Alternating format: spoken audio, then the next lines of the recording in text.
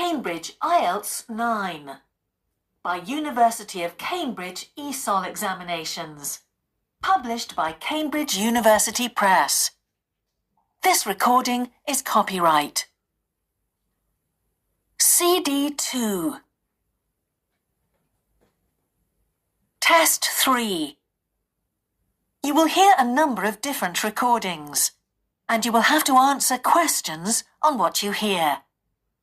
There will be time for you to read the instructions and questions, and you will have a chance to check your work. All the recordings will be played once only. The test is in 4 sections. At the end of the test, you will be given 10 minutes to transfer your answers to an answer sheet. Now turn to Section 1. Section 1. You will hear a telephone conversation between a travel company employee and a customer. First, you have some time to look at questions 1 to 5.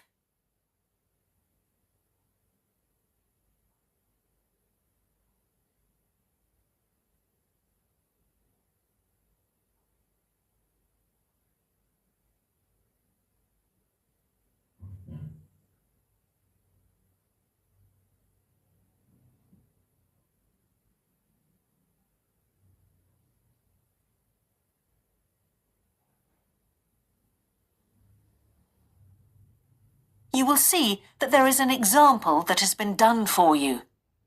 On this occasion only, the conversation relating to this will be played first. Greek island holidays, can I help you? Yes, I hope so. I have a friend who's just come back from Corfu, and she's recommended some apartments in Arelis. She thought they might be on your list. Arelis, let me see. Can you give me the names? Yes, the first's Rose Garden Apartments. I'd like to go with another friend in the last week of October. Well, we've got a lovely studio flat available at that time. I'm sure you'd enjoy the entertainment program there too, with Greek dancing in the restaurant.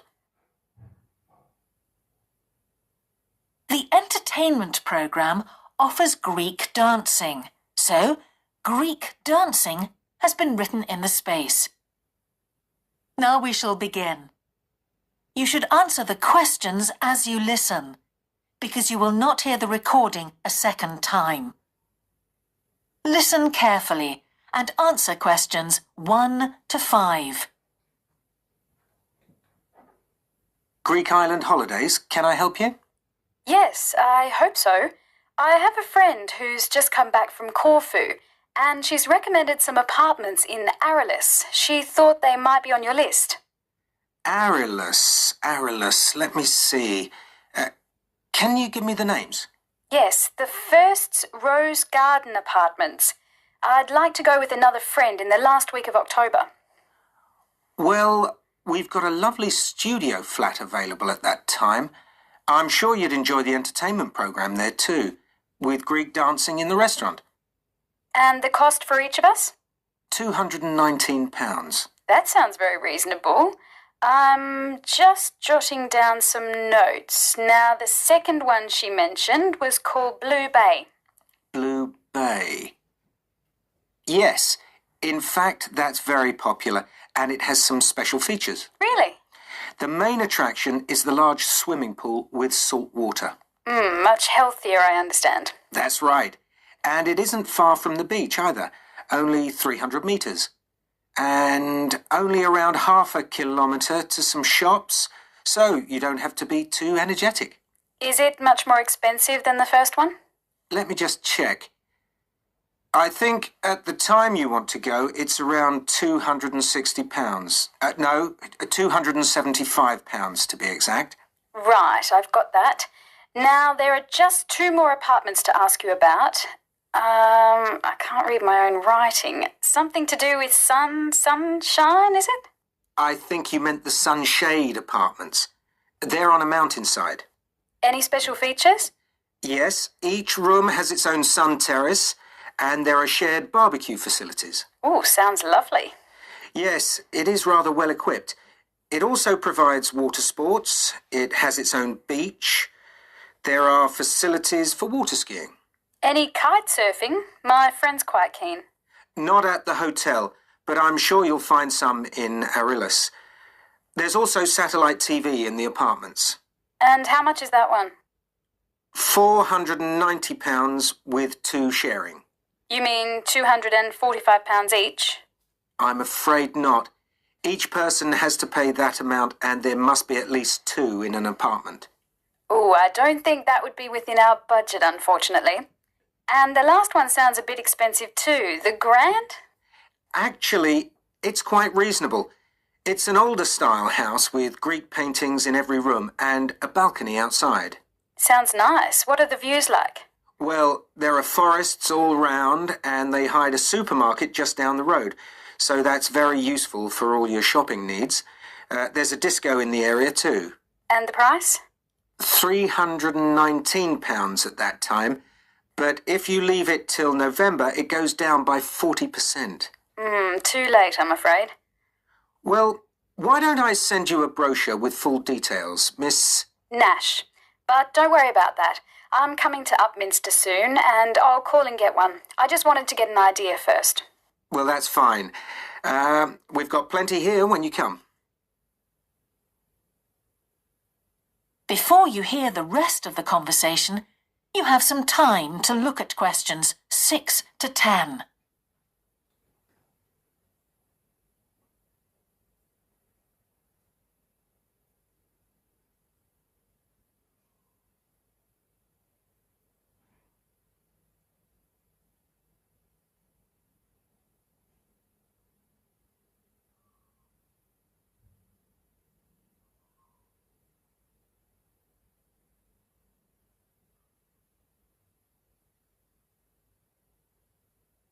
Now listen and answer questions 6 to 10. If you've got a minute, could I just check a couple of points about insurance? I got one policy through the post, but I'd like to see if yours is better. Fine. What would you like to know? Well, the one I've got has benefits, and then the maximum amount you can claim. Is that like yours? Yes, that's how most of them are. Well, the first thing is cancellation. If the holiday's cancelled on the policy I've got, you can claim £8,000. We can improve on that, Miss Nash. For Greek island holidays, our maximum is £10,000. That's good. Of course, our holiday won't even cost £1,000 together. It's still sensible to have good cover.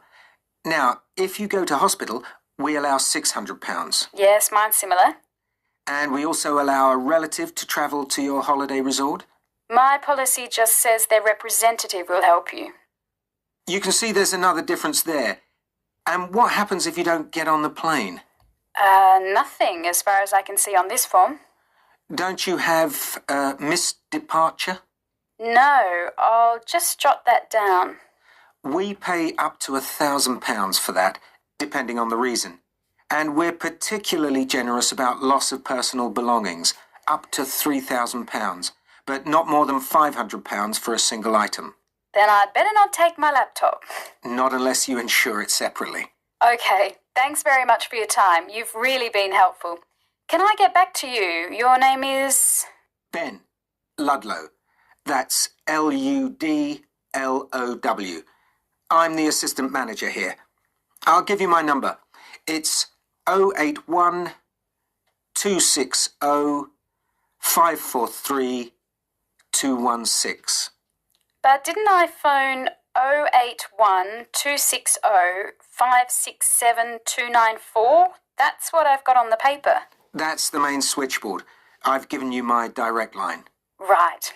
Thank you very much for your time. That is the end of section 1.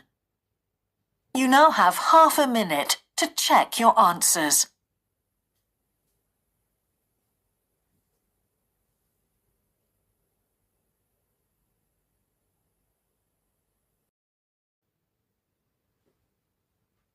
Now turn to section 2. Section 2. you will hear a talk on local radio about a children's theme park. First, you have some time to look at questions 11 to 13.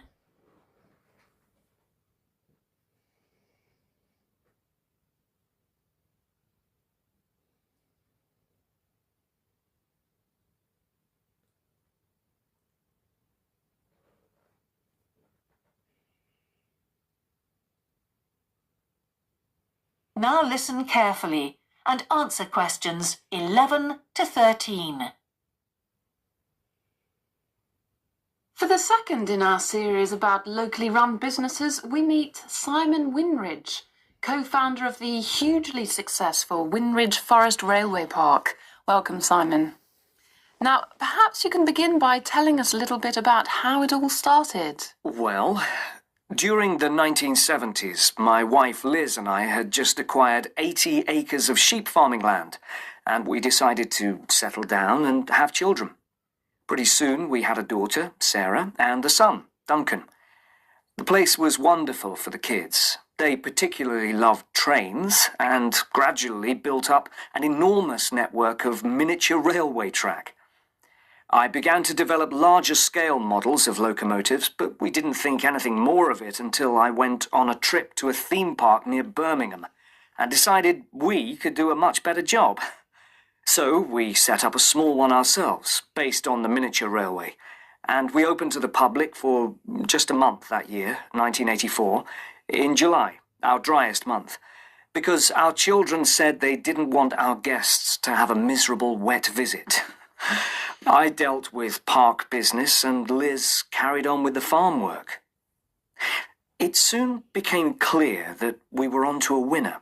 We began to extend the railway track and lay it among more interesting landscape by planting trees, which in turn attracted more wildlife, and by making cuttings through the rock. Nowadays, we're open all year round, and we're pleased to say that Winridge is one of the most popular visitor attractions in the area, with 50,000 visitors a year. 1.5 million people have been through our doors since we opened.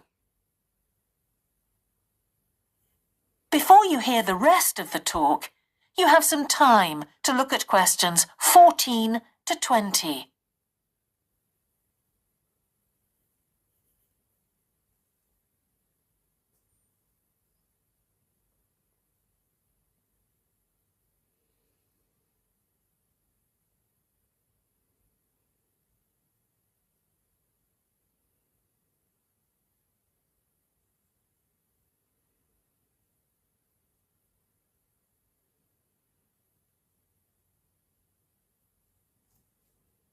Now listen and answer questions 14 to 20.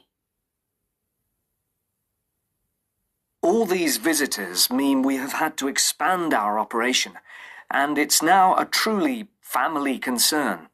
I'm near to retirement age, so I only concern myself with looking after the mechanical side of things, keeping the trains going. Liz now devotes all her energies to recruiting and supporting the large squadron of workers, which keep the place running smoothly. We're really pleased that, after some years away teaching, Sarah has now returned to the park and makes sure the visitors are kept fed and watered, which keeps her pretty busy, as you can imagine. Our son Duncan has been a stalwart of the park for the last 10 years, taking over from me in the area of construction. And I'll say a little bit more about that in a moment. And his new wife, Judith, has also joined the team in charge of retail. That's becoming a tremendous growth area for us. A lot of people want to buy souvenirs. Mm-hmm. So have you finished your development of the site for the moment? Not at all. We're constantly looking for ways to offer more to our visitors. The railway remains the central feature, and there's now 1.2 kilometres of the line laid, but we'd like to lay more. Because of the geology of the area, our greatest problem is digging tunnels, but we're gradually overcoming that. We're also very pleased with a new installation of the go-kart arena, which is 120 square metres in area. Oh. Again, the problem is the geology. We had to level the mounds on the track for safety reasons. We wanted to enable 5 to 12-year-olds to use the go-karts. And the main attraction here is the Formula One cart. We've known fights to break out over who gets it.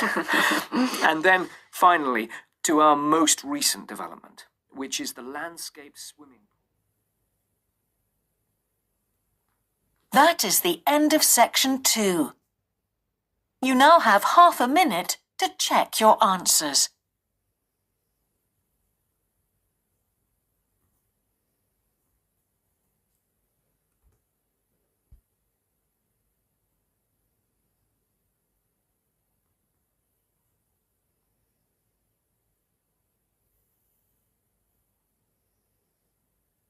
Now turn to section 3.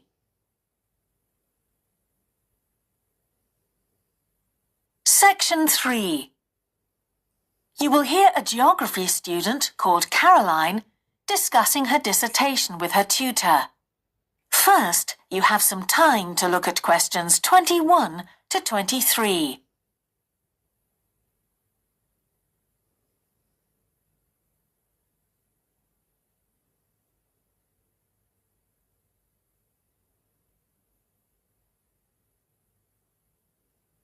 Now listen carefully and answer questions 21 to 23.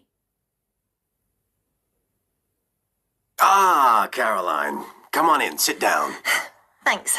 So how's the dissertation planning going? Well, Dr. Shulman, I'm still having a lot of trouble deciding on a title. Well, that's perfectly normal at this stage. And this is what your tutorials will help you to do. Right. What we'll do is jot down some points that might help you in your decision. First of all, you have chosen your general topic area, haven't you?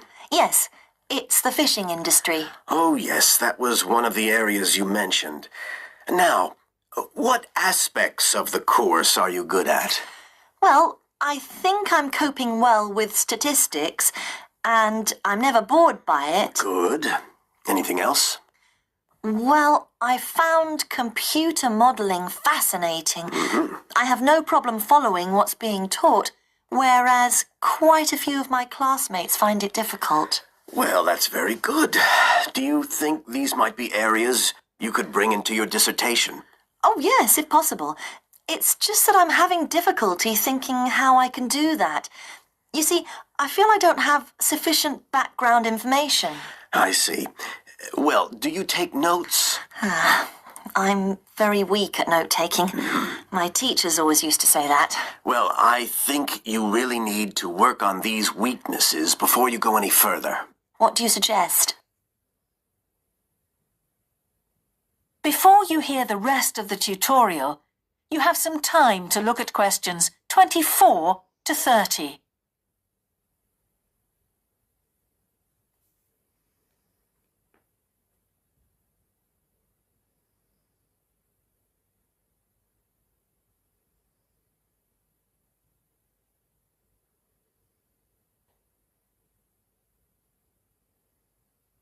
Now listen and answer questions 24 to 30.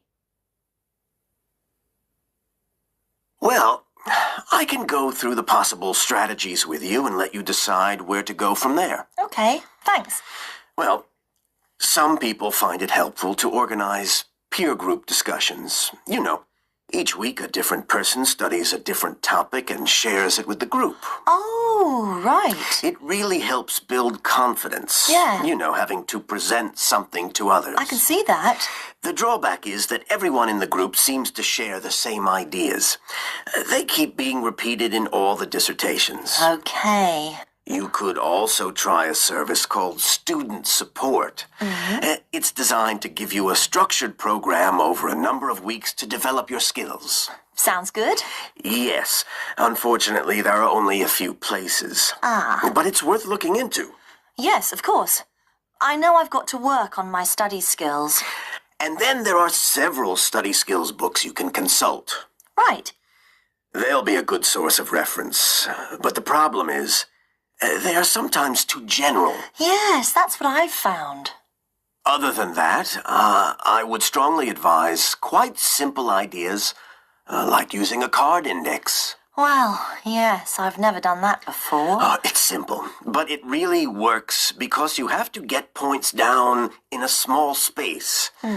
Another thing I always advise is don't just take your notes and forget about them. Read everything 3 times. That'll really fix them in your mind. Yes. I can see it'd take discipline, but... Well, if you establish good study skills at this stage, they'll be with you all your life. Oh, yes, I completely agree. It's just that I don't seem to be able to discipline myself. I need to talk things over. We'll be continuing these tutorials, of course. Let's arrange next month's now. Let's see. I can see you virtually any time during the week starting the 22nd of January. What about the 24th? I'm free in the afternoon. Sorry, I'm booked then. What about the following day? The Thursday? Yeah? I can make the morning. Fine. We'll go for the 25th then. That's great. Thanks. That is the end of section 3. You now have half a minute to check your answers.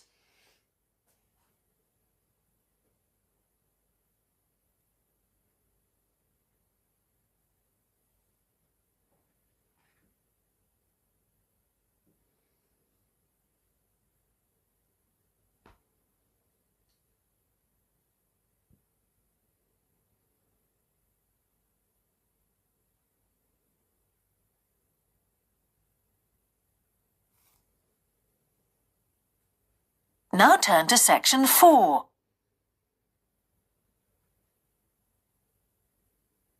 Section 4. You will hear part of a lecture about an experimental design for a house. First, you have some time to look at questions 31 to 40.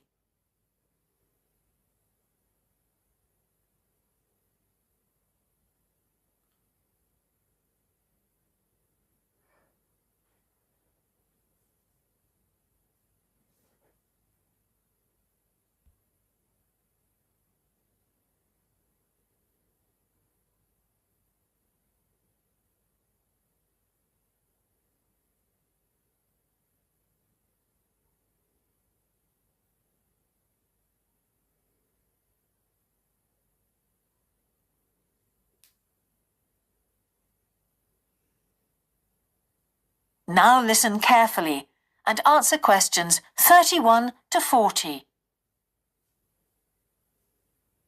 Good morning. In the last few lectures, I've been talking about the history of domestic building construction. But today, I want to begin looking at some contemporary experimental designs for housing. So, I'm going to start with a house which is constructed more or less under the ground. And one of the interesting things about this project is that the owners, both professionals but not architects, wanted to be closely involved, so they decided to manage the project themselves. Their chief aim was to create somewhere that was as environmentally friendly as possible. But at the same time, they wanted to live somewhere peaceful. They'd both grown up in a rural area and disliked urban life. So the first thing they did was to look for a site, and they found a disused stone quarry in a beautiful area. The price was relatively low, and they liked the idea of recycling the land, as it were. As it was, the quarry was an ugly blot on the landscape, and it wasn't productive any longer either. They consulted various architects and looked at a number of designs before finally deciding on one. As I've said, it was a design for a sort of underground house, and it was built into the earth itself, with 2 stories. The north, east, and west sides were set in the earth, and only the sloping south-facing side was exposed to the light. That was made of a double layer of very strong glass. There were also photovoltaic tiles fixed to the top and bottom of this sloping wall. These are tiles that are designed to store energy from the sun. And the walls had a layer of foam around them too to increase the insulation.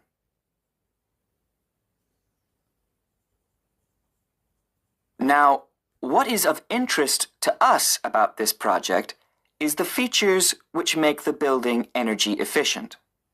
Sunlight floods in through the glass wall, and to maximize it, there are lots of mirrors and windows inside the house. That helps to spread the light around. So that's the first thing. Light is utilized as fully as possible. In addition, the special tiles on the outside convert energy from the sun and generate some of the house's electricity. In fact, and it is possible that in future the house may even generate an electricity surplus, and that the owners will be able to sell some to the national grid. As well as that, wherever possible, recycled materials have been used. For example, the floors are made of reclaimed wood, and the owners haven't bought a single item of new furniture. They just kept what they already had. And then there's the system for dealing with the waste produced in the house. This is dealt with organically. It's purified by being filtered through reed beds which have been planted for that purpose in the garden. So the occupants of the house won't pollute the land or use any damaging chemicals. It's true that the actual construction of the house was harmful to the environment, mainly because they had to use massive amounts of concrete, one of the biggest sources of carbon dioxide in manufacturing. And, as you know, this is very damaging to the environment. In total, the house construction has released 70 tons of carbon dioxide into the air. Now that's a frightening thought. However, once the initial debt has been cleared, and it's been calculated that this will only take 15 years, this underground house won't cost anything, environmentally I mean, because unlike ordinary houses, it is run in a way that is completely environmentally friendly. So, eco-housing like this is likely to become much more. That is the end of section 4. You now have half a minute to check your answers.